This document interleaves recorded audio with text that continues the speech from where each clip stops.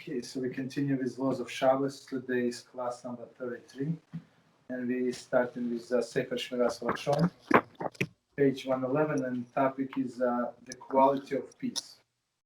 Go ahead, please. Through Shmiras Lashon, one is blessed with the precious quality of peace.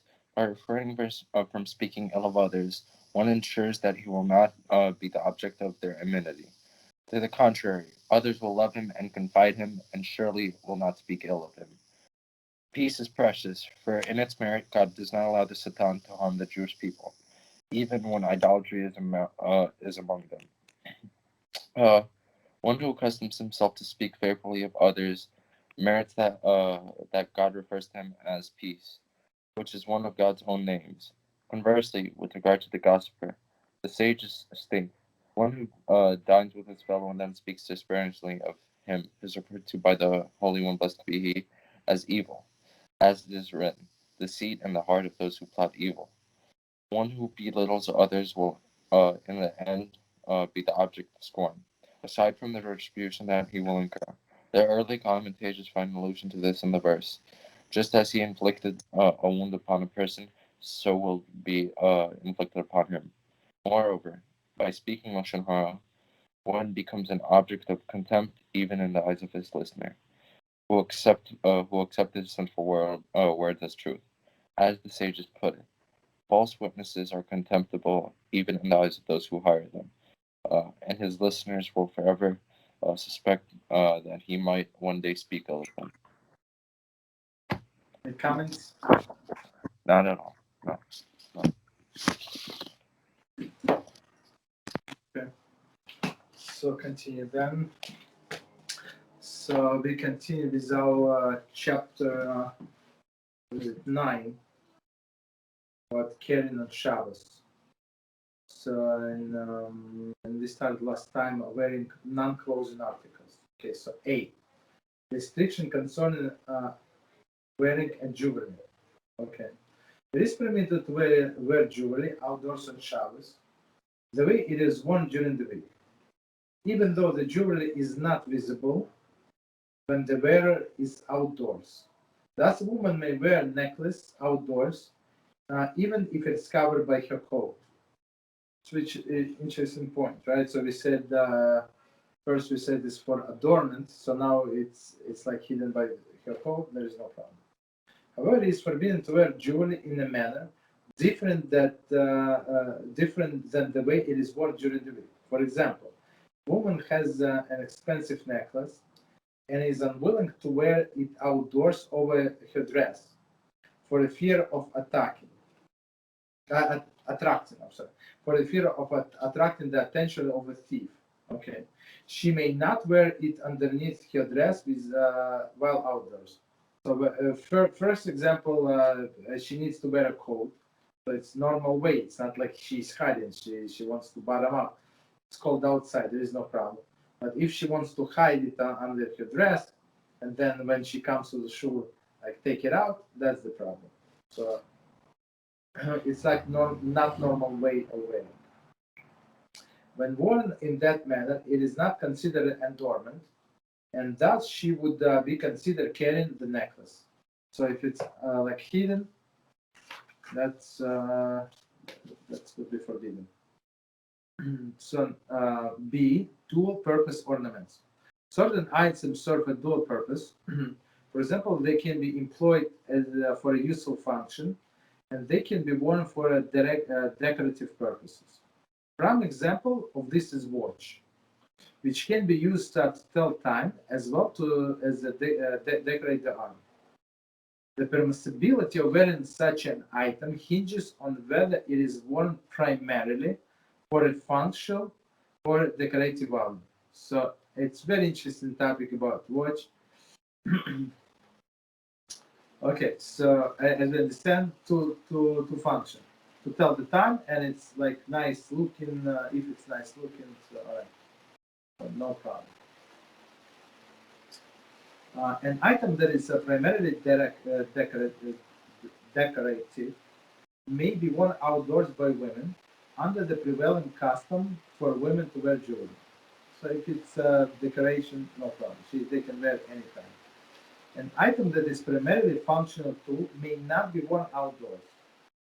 Let us elaborate on some example of this type of article. So we're going to explain. So before we start, so if it's for decorative purpose, no problem. If it's for some function, so it is a problem. Okay. So number one, ordinary watches. Most poskim rule that it is forbidden to wear the ordinary watch on Shabbos in the public domain. Commentary. Note Hagon Hamoshev Harav Moshe Feinstein Zatzal ruled that it is not strictly forbidden, but nevertheless recommended strongly against it. Okay, so some ordinary watch. Right? Often young girls wear their ordinary wrist watches on Shabbos. One should alert them to the impropriety of the practice. So unless it's like very... For some reason, you have some weird background noise. So what is it? You have some background noise or something. I don't know. I can't hear you much.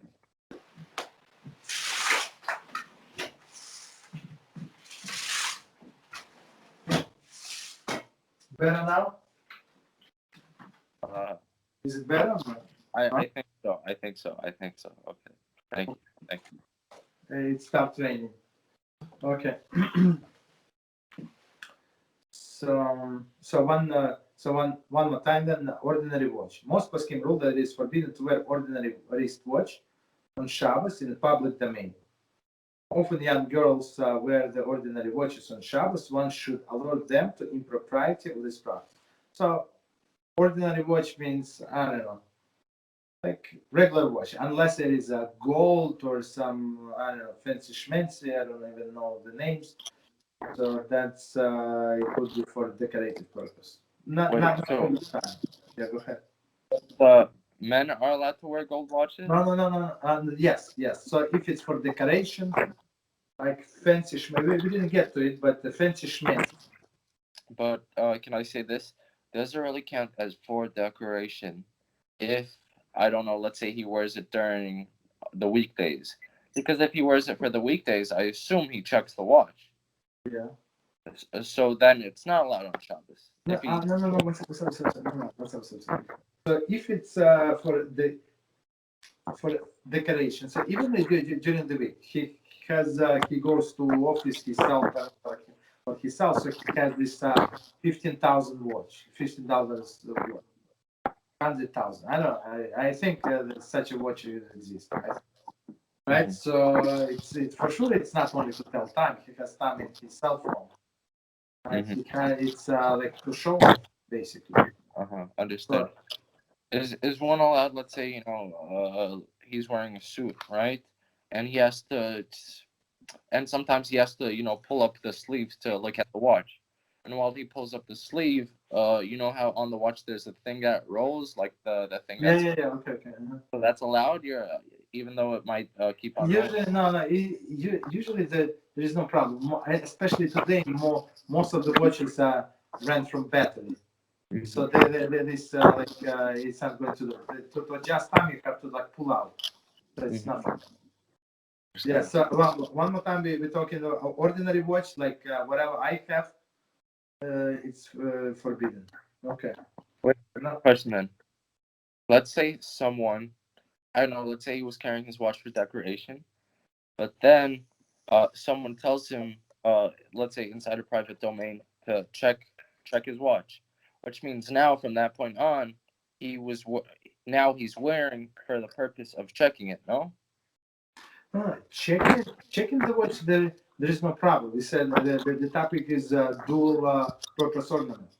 If the main purpose is for decoration and secondary to check time, there is no problem. Understood. So, but primary should be for decoration. So if my watch costs, I don't know, $25, $50, so the main point of this watch is to tell time. It's not there's nothing fancy about it, for example, right? Okay, number two, ornamental watch. Under the prevailing custom for women to wear ornaments, they are permitted to wear silver and gold watches. These are certainly worn for the ornamental purposes. For most of the women will wear such a watch as a piece of jewelry if it's not working? That's a very interesting point. So if a watch is not working, do they care? They don't really care. Why? Because it looks nice. It has all of these shiny things. So for women, it would be allowed. However, men should not wear even a silver or gold watch outdoors on Shabbos. It is difficult to consider men's watch a piece of jewelry, since most of the men will not wear a watch that is not working. So that's the punchline. So basically, they say if it's let's say it's $100,000, like very expensive, right?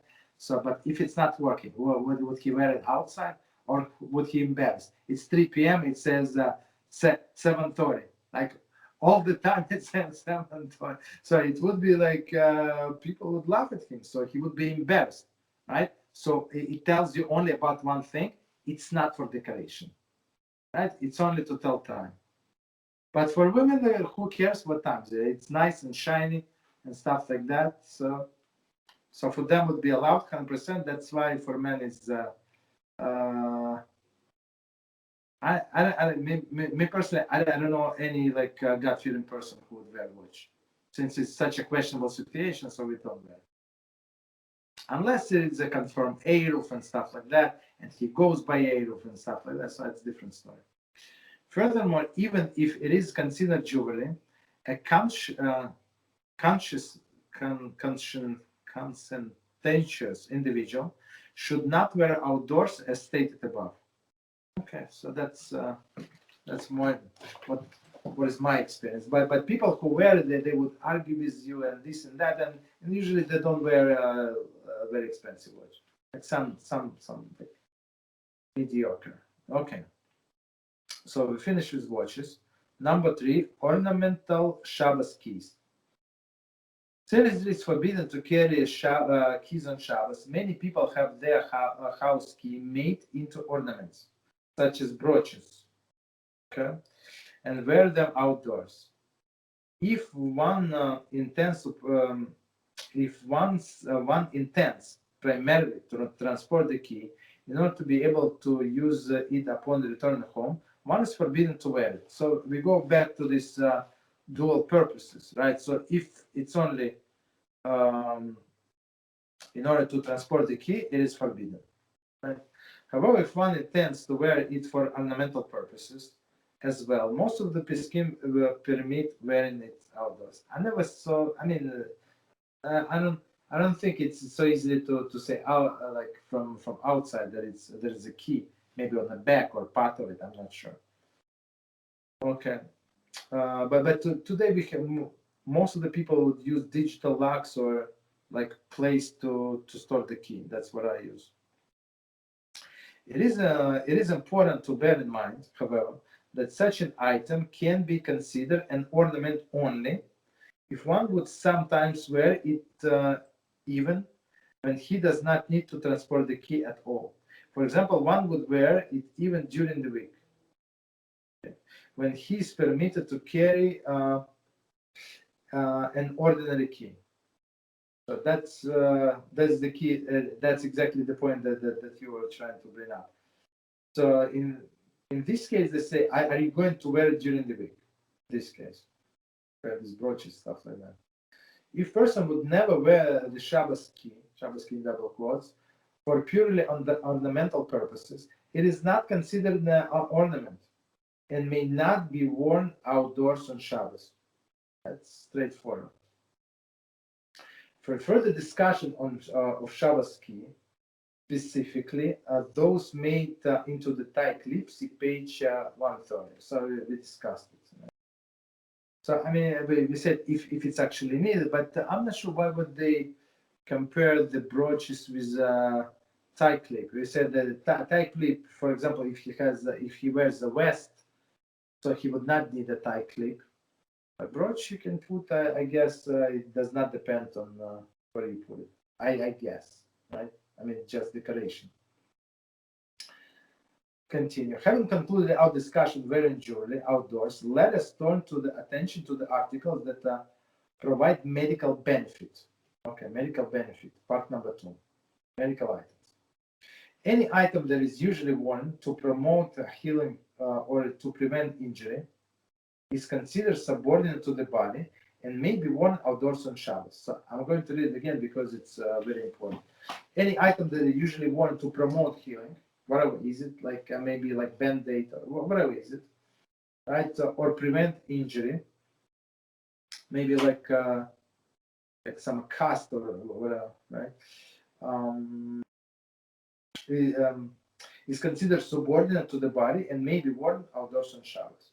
We will dwell on the common examples of such articles. A. Bandages. It is permitted to go outdoors on Shabbos while wearing a bandage over a wound. However, the type of the bandage that may be worn varies, depending on whether medication is applied to the wound. Let us explain. So some like come with medications.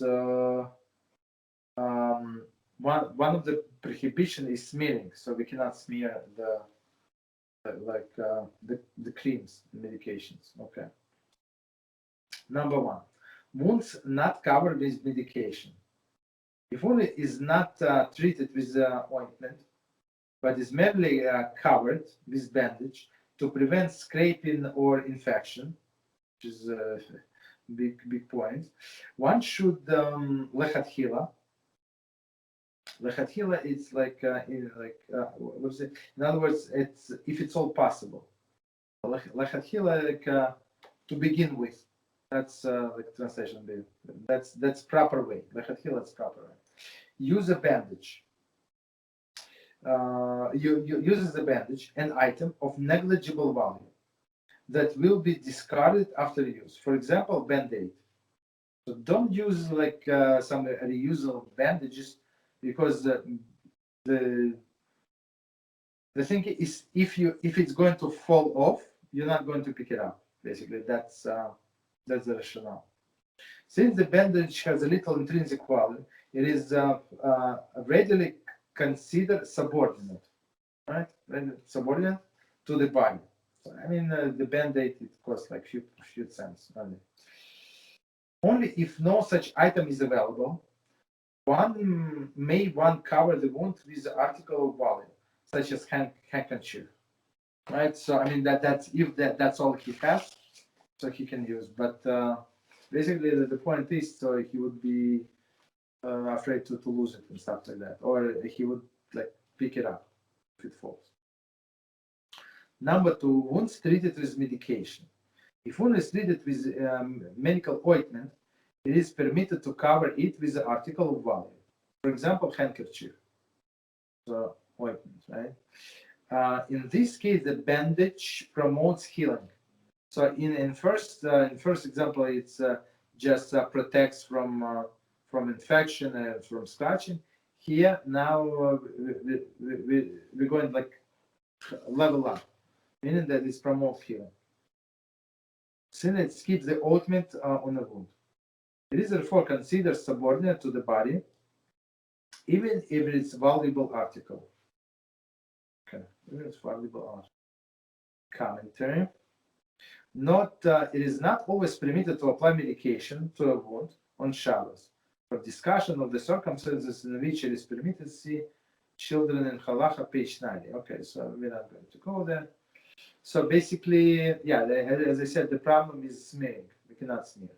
Okay. So not always it is allowed. We're going to see. I think in this book, for the next volume, we're going to talk about like in what situation it would be allowed. Okay, in general. Medications in general. Okay. Next one, number 3, securing the bandage. If a wound is covered with a gauze or a similar bandage that needs to be secured, it is forbidden to use the article of value. For example, a handkerchief to secure it. In this case, the item used to secure the bandage must be deemed subordinate to the bandage. And a valuable article cannot be considered subordinate to it, meaning that the bandage is disposable, I guess, and this handkerchief is not. However, one is permitted to secure the gauze bandage, with a band-aid. So now there is no problem. So band-aid is going to do the job, right? And it's disposable. Medical tape, special bandage clips, or with a safety pin. So one of these. So basically all of this that we just mentioned are going to be subordinate to the bandages. These are considered subordinate to the gauze bandage, even though they will not be discarded after this use, since their primary function is to fasten it. Okay, maybe they will, maybe they're not going to discard it, but primary function for fastening, meaning they're subordinate to bandages. However, it is forbidden to cut medical tape on Shabbos. Furthermore, there are certain restrictions concerning attaching medical tape to the band-aid on Shabbos. See page 76 for discussion of the subject. So the problem is, as we said before, is the prohibition of sewing. So we cannot sew. And when you put this medical tape on top of the bandage, it's like you're gluing, right? So, sewing, gluing, we said it's comes out under the same restriction. Basically, most of the people, if they go throughout these bandages, they're not going to undo the tape. So it's like a permanent bandage then, which is a problem. Okay, next one, number 4, ACE bandages. It is permitted to wear an ACE bandage outdoors to relieve pain, to promote healing, or to prevent injury. Maybe he has this like stretched muscle or something. So, all right, so it would be to relieve pain. So stretch muscle or something, like back pain. How is it? Okay. Slings. It is permitted to wear a sling outdoors to support painful arm. Of course, I mean that's for healing purposes. Okay. Number 6, cast and splints. It is permitted to go outdoors while wearing plaster cast, a splint, or any similar bandage. Or today they do from, I don't know what it is, plastic, I'm sure, but not. Maybe they do still from plaster. I'm not sure. However, it is forbidden to cover the cast with a plastic, since the plastic serves only to prevent the cast from the moisture and does not aid the body in any function. However, it is forbidden to cover the cast with a plastic, so not to get it wet, since the plastic serves only to prevent the cast with a plastic. I'm sorry. I apologize. However, it is forbidden to cover the cast with a plastic, since the plastic serves only to prevent the cast from the moisture and does not aid the body in any function, which is clear, right? So, I mean, the water, the way on another hand, I would say, like, if the guy has this plaster cast on his leg, and he's like toes are sticking out, right? So I mean, if he does not put like a plastic bag, it's going to get wet if it's raining. So in this case, it would be permitted to protect from elements. Okay, dental braces. Next one. It is permitted to go outdoors while wearing the braces or a dental retainer. There is like a bite plate on Shabbos. For example, the bite plate on Shabbos. However, a retainer, there is one for only a few hours a day, should not be worn outside, but rather during the time that one is outdoors. Okay, which is well, one is indoors, while indoors. So don't because he wears only a few hours a day, so it's not So he cannot wear it on Shabbos, basically, outdoors. Indoors, no problem. C, hearing aids. So that's this hearing aids issue. I mean, I think it's big. Okay, go ahead. So, for example, with the retainer, now people often have to wear the retainer. Let's say I don't know the whole day, okay? And let's say you know how they have the rubber bands they have to put on. Oh. Okay, well they have to put on like rubber bands on these braces or whatever from the bottom to the top. Now, Okay. the question goes like this. I understand that if you put the retainers on for let's say a few hours, then you're not allowed to wear it on Shabbos. No, outdoors. Inside of the house you can Yeah, wear. yeah, yeah, of course. But let's say you wear the rubber band only for a few hours when you're supposed to wear it the whole day. So let's say you on Shabbos you say, I want to start wearing it the whole day. Is that allowed or no? Because that's what you were supposed to do in the first. You mean outdoors, right? That's what Yeah. it is. Yeah. I would say do not start on Shabbos. You know, because that's not what his practice on a weekday. Mm-hmm. So Mm-hmm. now that there's nothing to follow up on that. Even though, okay. So this C1, it's a big issue, and I see that people they adjust the volume. It's unbelievable, and turn it on and off. Unfortunately, poor people. Many poskim permit going outdoors with a hearing aid. However, there are various considerations regarding different types of hearing aids. One should consult halakhic authority in each individual case. Okay, so all right, but basically you cannot shut it off. That's the thing. Okay, so D, eyeglasses and contact lenses. So that's I think would answer this the question that you asked a little. Ordinary eyeglasses. Number one, ordinary eyeglasses. According to most authorities, a nearsighted person who is normally wear glasses all the time may wear them in public domain on Shabbos, even if he can see somewhat without wearing them, since the glasses serve the person's body by making him to see better, and he wears them most of the time. They are considered one of his garments. That's it. So if you wear it all the time, one of your garments.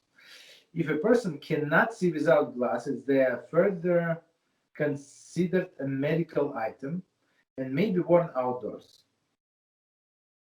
So if you can see but not so clear, you're allowed. So if you don't see, for sure you're allowed. However, if a person can see fairly well without glasses and wear them only occasionally, it is questionable whether it is permitted to wear them outdoors on Shabbos. Understand? For example, some people use use these glasses for driving. They can do things without all of the activity, but for driving they put a glass. That would be a problem. They cannot readily be considered garments, since they are not always worn. So that's the thing with braces, I guess, with these rubber bands. And they cannot readily be considered medical items, since a person can see without them. Basically, so we're talking about people who only occasionally wear glasses. One should consult halakhic authority concerning issue. Okay. Number two, reading glasses. It is forbidden to wear reading glasses outdoors on Shabbos. Since they are not always worn, they cannot be considered one of the person garments. And I think many people fail in this. They would come to shul with the glasses in a pocket because they think it's necessity. And since a person does not need them to help him see while he's walking outdoors, they cannot be considered medical items, which is clear. So basically, what a person should do, he should bring these glasses on a Friday night and leave them there, and that's it. You have your glasses. Don't put yourself in all the questionable situations. Bifocal glasses are subject to the same rule as regular glasses. So, I mean, if he wears only occasionally, so it would not be allowed, but if he uses constantly, it would be no problem. Okay, the next one is sunglasses. One should not go outdoors with ordinary sunglasses on Shabbos, since he might remove them upon reaching the shady area and then carry them for distance 4 cubits. Right, that's very common. Where it was sunny and now it's not sunny, it's like very dark outside and he cannot see, and it's raining and he feels stupid with his eyeglasses on, with sunglasses. So that's why they say don't do it. Furthermore, it is questionable whether sunglasses can be considered garment, since they are worn only occasionally. Right? One who needs sunglasses to protect his eyes from sunlight should consult halakhic authorities. Right? Glasses that have tinted lenses and thus serve also as a sunglasses may be worn on Shabbos, subject to the rule set forth above concerning ordinary glasses. Meaning, if like what they call like transgressive lenses, whatever it is, I don't know, something trans. Okay, it is also permitted to wear glasses with photogray lenses. Yeah, okay, photogray nasal. There is lenses that turn dark when exposed to the light, subject to the preceding rules. Okay. So all of these glasses, there is no problem. If your ordinary glasses have this photogray, meaning that they're going to change color if it's like you're going out to the sun. Okay, no problem. Okay, continue. Broken glasses. If temple becomes disconnected from the one's eyeglasses, it is forbidden to wear the glasses outdoors on Shabbos. The reason is that we are concerned that the glasses might fall off, and the person will carry them 4 cubits in the public domain. Furthermore, people might ridicule him, and he will then be inclined to take them off and carry them. However, if the temple is replaced by a string, it is permitted to wear the glasses outdoors. So let's try to understand. So if the temple is missing, so people will start making fun of him, or the glasses might fall off, and he would feel bad, would feel embarrassed, and he would pick them up and carry for 4 hours. But the last example replaced with a string. So instead of one temple, he put tied the string in permissible manner and put it around his ear. So basically, people would ridicule him even more, I guess, if they notice. But for sure they're not. At least the second reason does not apply. That's going to fall off. Okay. Next one, contact lenses. Contact lenses have the same halacha as regular glasses. Some poskim recommend that the person who is not accustomed to wear contact lenses should not wear them in public domain, since he may become uncomfortable and remove them while outdoors. Carry them 4 cubits in a public domain. Like me personally, I cannot even imagine how to put this idol in my eyes. That's touch. And I know a few people who trying to use them, and they had infection upon infection and upon infection. So I always wonder, like, why one infection was not enough? Why do you need 2 or 3 infections, 5 infections, and still continue doing this? I don't know, it was always beyond me. Okay. Continue. Maybe we do. There's still more to go. Maybe like one or 2 more and we stop. Walking with a cane or crutches. A lame or elderly person who cannot walk without the aid of the cane is permitted to go outdoors visit on Shabbos. So that's, elderly person, or he has his leg broken, right? This is permitted even though the person carries the cane. For since he cannot walk without the cane, it is regarded as his lame. So now this cane became like changed the category. Now it became his limb. So if he can walk without it, it's not his limb. If he cannot, so here is his limb. However, if a person walks around inside the house without the aid of the cane and uses it only for goes outside, he cannot be considered a limb, since he is capable of walking without it. Thus, it is forbidden to go outdoors with it. So it's very interesting concept.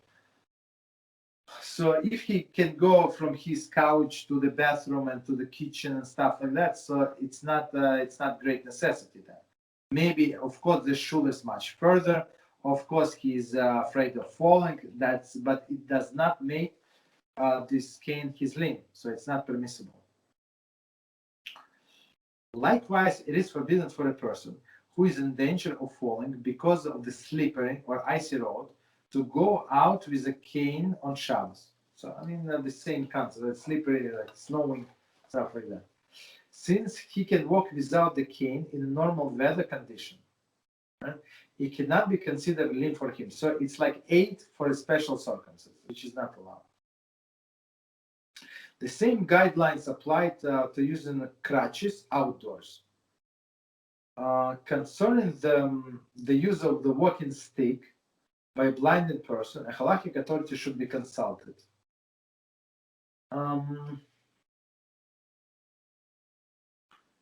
I think I learned some that they would allow, because without it he cannot walk. It becomes part of his limb. I mean, it's like his eyes. This walking stick is his eyes. Okay, so okay, we can stop here if you want. Stop here. Good idea. Okay. Halacha, we cannot do too much halacha. I mean, too much information. All right. Any questions? No. Okay. Good. So let me stop recording.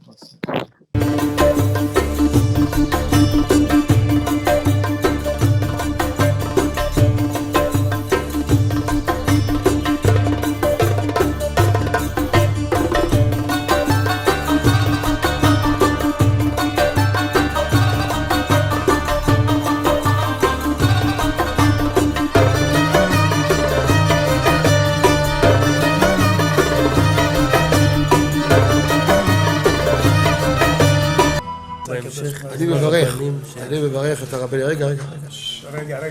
אני מברך את הרבנים, הרב ירון ראובן, הרב אפרים כחלון, ראשי ארגון בעזרת השם, שהלכו בפי עליון, שעלו מעלה, יהיה להם ברכה והצלחה, הקדוש ברוך הוא ימלא בישועות ליבם לטובה ולברכה, שבכל מה שיפנו ישכילו ויצליחו, יזכו עוד לעשות כאלה וכאלה, הודיעו תורה לאדירה, אמן ואמן. בעזרת השם רשת בכל הארץ. הוא היהודי הזה, הוא היה מיליונר, סגר את כל הביזנס, אמר אני משקיע פה בעולמה של תורה. איפה הוא גר? בפלורידה. פלורידה, איפה זה פלורידה? באמריקה. במיימי. כן, ליד. אנחנו שם עכשיו הולכים להקים קהילה ספרדית. חזק אותו בשמי. קהילה ספרדית גדולה. תעביר לו מה שבירכתי אותו. כן, קהילה ספרדית גדולה.